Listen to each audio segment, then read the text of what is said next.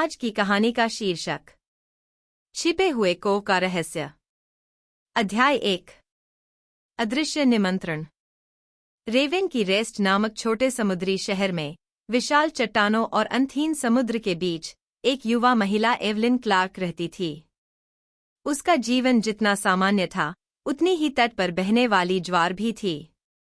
वह एक छोटी सी बुक स्टोर में काम करती थी, एक साधारण झोपड़ी में रहती थी और शाम को फायरप्लेस के पास बैठकर पढ़ाई करती थी। लेकिन यह सब बदलने वाला था। एक धुंधली सुबह एवलिन को अपने मेल बॉक्स में एक लिफाफा मिला। यह मोटे पार्चमेंट जैसे कागज का बना था, जिसमें लाल मोम की सील थी, जिसमें एक जटिल प्रतीक अंकित था। अंदर एक सुंदर प्रवाहित स्क्रिप्ट में लिखा एक पत्र था। प्रिय सुश्री क्लार्क, आपकी उपस्थिति आधी रात को छिपे हुए कोव में आवश्यक है। यह अत्यंत महत्वपूर्ण है और आपका सहयोग आवश्यक है।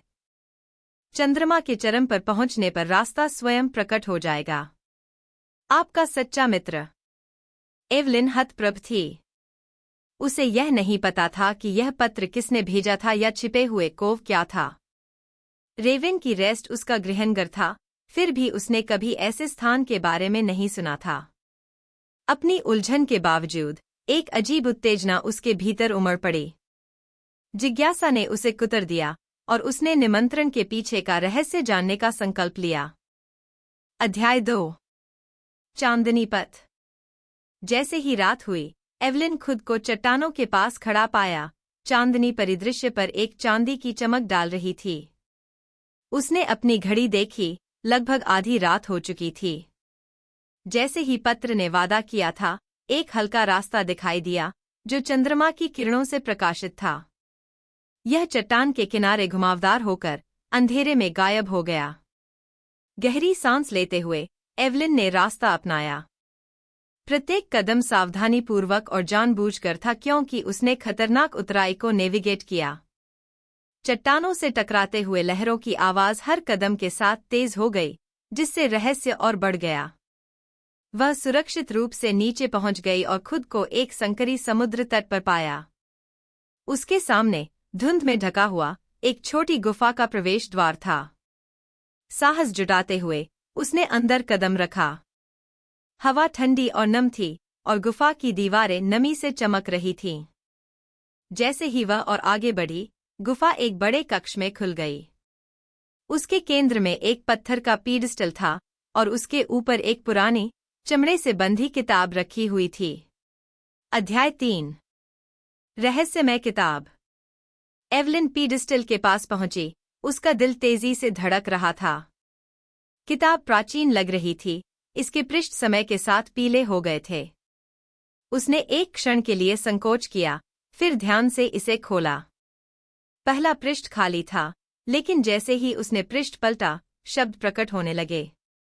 स्वागत है एवलिन। यह किताब छिपे हुए कोव के रहस्यों की कुंजी रखती है। प्रत्येक पृष्ठ एक नया संकेत प्रकट करेगा, लेकिन सावधान रहें, क्योंकि खतरों का साया मंडरा रहा है। किसी पर भरोसा मत करो और हर चीज पर सवाल उठाओ। उसकी नाड़ी तेज हो गई। यह स्थान क्या था? यह किताब उसके लिए कौन छोड़ गया था? उसने एक और पृष्ठ पलटा और एक पहेली पाई। पहली कुंजी खोजने के लिए वहां देखो जहां चंद्रमा और समुद्र मिलते हैं। छिपा हुआ छाती लहरों के पीछे है। पहेली को हल करने के लिए दृढ़ संकल्पित एवलिन गुफा से बाहर आई और समुद्र तट पर लौट आई। चंद्रमा आकाश में ऊंचा था, जिसका प्रतिबिंब पानी पर पड़ रहा था। उसने चंद्रमा के रास्ते का पीछा किया जहां यह समुद्र को छू रहा था। उसके पैर गीली रेत में धंस गए। उसने खुदाई शुरू की और जल्द ही उसकी उंगलियां कुछ कठोर से टकराईं। अध्याय 4। पहली कुंजी। एवलिन ने एक छोटी अलंकृत छाती निकाली। यह बंद था, लेकिन कोई कुंजी नहीं दिख रही थी। उसने छाती का बारीकी से अध्ययन किया और एक छोटी सी शिलालेख देखा। प्रकाश सत्य को प्रकट करेगा। उसने चारों ओर देखा और पास में एक छोटी ज्वारताल देखी, जिसकी सतह पर चांदनी पड़ रही थी। छाती को पकड़ते हुए उसने पूल में कदम रखा। जैसे ही चांदनी छाती पर पड़ी, एक कीहोल दिखाई दिया जो पहले छाया में छिपा हुआ था। उसने पहले पाई गई कुंजी डाली और घुमाई। छाती क्लिक करके खुल गई, जिसमें एक पुरानी पीतल की कुंजी और एक और नोट था। पहली कुंजी मिल गई है, लेकिन यात्रा अभी शुरू हुई है। अगला संकेत जंगल के दिल में है, जहां सबसे पुराना पेड़ खड़ा है। पीतल की कुंजी को सुरक्षित रूप से अपनी जेब में रखते हुए एवलिन चट्टान पर वापस आ गई। जंगल कस्बे के ठीक परे था और उसे पता था कि नोट किस पेड़ का जिक्र कर रहा था। इसे प्रहरी के रूप में जाना जाता था, एक विशाल ओक जो सदियों से खड़ा था। अध्याय 5। प्रहरी का रहस्य। जैसे ही भोर होने लगी, एवलिन जंगल पहुंची। प्रहरी एक विशाल उपस्थिति थी, इसकी मुड़ी हुई शाखाएं एक सुरक्षात्मक छत्र की तरह फैली हुई थीं। उसने पेड़ के आधार के चारों ओर चक्कर लगाया, किसी भी संकेत की तलाश की। आखिरकार उसने ट्रंक में एक छोटा खोखला देखा, बस इतना बड़ा कि उसकी हाथ फिट हो सके। उसने अंदर हाथ डाला और कुछ चिकनी और ठंडी चीज महसूस की। यह एक कांच की शीशी थी जिसमें एक लिपटा हुआ कागज का टुकड़ा था। शीशी का कॉर्क खोलते हुए उसने ध्यान से कागज निकाला और अगला संकेत पढ़ा। दूसरी कुंजी वहां है जहां छाया नृत्य करती है, पुरानी चक्की में छिपी हुई दृष्टि के पीछे। एवलिन पुरानी चक्की को अच्छी तरह जानती थी। यह वर्षों से परित्यक्त थी, शहर के अतीत का एक अवशेष। उसने इसे हमेशा डरावना पाया था, लेकिन अब ऐसा लग रहा था कि उसकी यात्रा उसे वहीं ले जाएगी। सूरज उगते हुए वह चक्की की ओर बढ़ी, प्रत्याशा और आशंका उसके भीतर लड़ते हुए। अध्याय 6। चक्की की छिपी हुई दृष्टि। पुरानी चक्की रेवेन की रेस्ट के बाहरी इलाके में खड़ी थी, इसकी लकड़ी की फ्रेम हवा में चरमराती थी। एवलिन ने दरवाजा खोला और अंदर कदम रखा, फर्श की लकड़ियां उसके वजन के नीचे कराह रही थीं। चक्की छाया से भरी थी और धूल के कण टूटी हुई खिड़कियों से छनकर आने वाली धूप की किरणों में नाच रहे थे। उसने चक्की का निरीक्षण किया, किसी भी संकेत की तलाश में जो उसे दूसरी कुंजी तक ले जाए। उसकी नज़र दीवार पर लटके एक पुराने, फटे हुए दर्पण पर पड़ी। जैसे ही उसने उसमें देखा, उसने कुछ अजीब देखा। प्रतिबिंब ने दीवार के पीछे एक छिपे हुए कंपार्टमेंट को दिखाया, कुछ ऐसा जो वह वास्तविकता में नहीं देख सकती थी। अपनी प्रवृत्ति पर भरोसा करते हुए एवलिन ने दर्पण के पीछे दीवार के साथ महसूस किया। उसकी उंगलियों को एक छोटा सा ताला मिला और एक क्लिक के साथ एक छिपा हुआ पैनल खुल गया। अंदर एक छोटी, चांदी की कुंजी और एक और नोट था। तीसरी कुंजी वहां है जहां तारे संरेखित होते हैं। पुराने वेधशाला में आधी रात के समय यह चमकेगी। अध्याय 7। वेधशाला की रोशनी।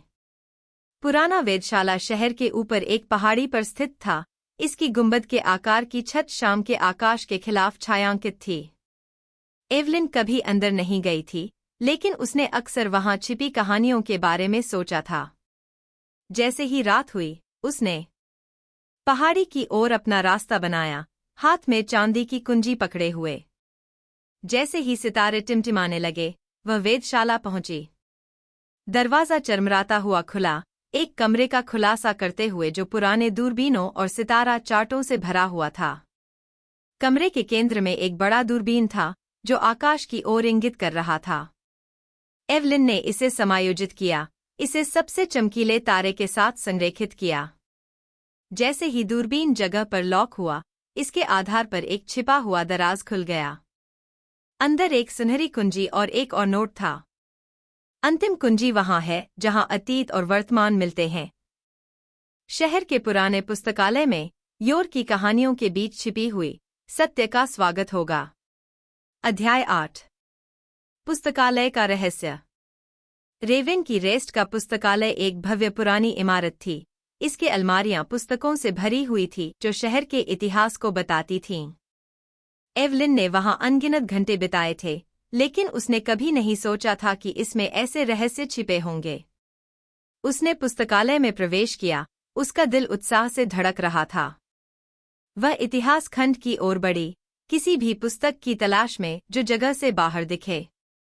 उसकी नज़र विशेष रूप से प्राचीन ग्रंथ पर पड़ी जिसका शीर्षक था रेवेन की रेस्ट का इतिहास। जैसे ही उसने इसे शेल्फ से खींचा, एक छिपा हुआ कंपार्टमेंट खुल गया जिसमें एक प्लेटिनम कुंजी और अंतिम नोट था। यात्रा वहीं समाप्त होती है जहां यह शुरू हुई थी।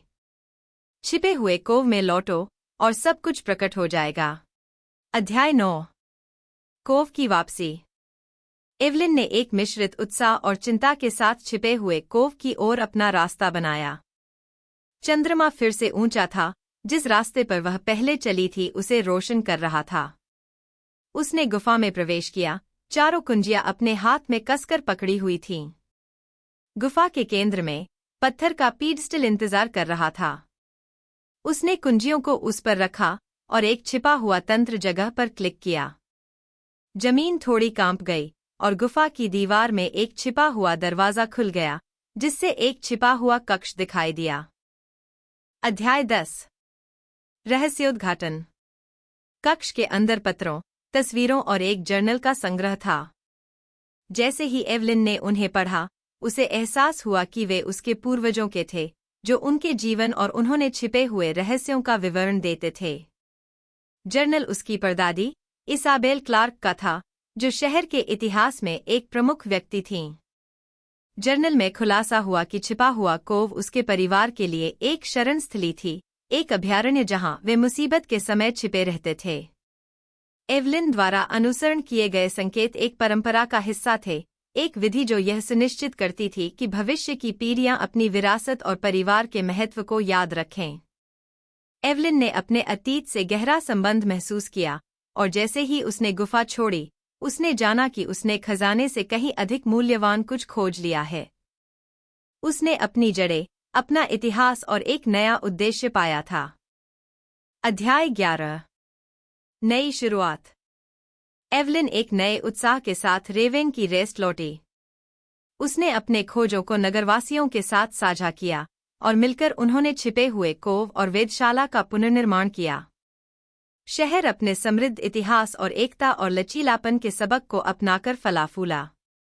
एवलिन एक कथाकार बन गई, अपने पूर्वजों की कहानियों और छिपे हुए कोव के रहस्यों को निकट और दूर से आए आगंतुकों के साथ साझा करने लगी।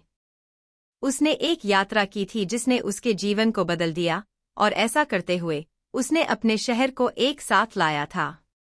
उपसंहार। वर्षों बाद, जब एवलिन अपने कॉटेज में फायरप्लेस के पास बैठी, उसने मुस्कान के साथ अपनी यात्रा को याद किया। छिपा हुआ कोव अब रहस्य का स्थान नहीं था, बल्कि उसके परिवार और शहर की ताकत और एकता का प्रतीक था। उसने सीखा था कि जबकि अतीत में कई रहस्य हो सकते हैं, यह भविष्य की नींव भी प्रदान करता है। और इस प्रकार छिपे हुए कोव की कहानी को बताया जाता रहा, जिज्ञासा, साहस और परिवार के स्थायी बंधनों की शक्ति का प्रमाण।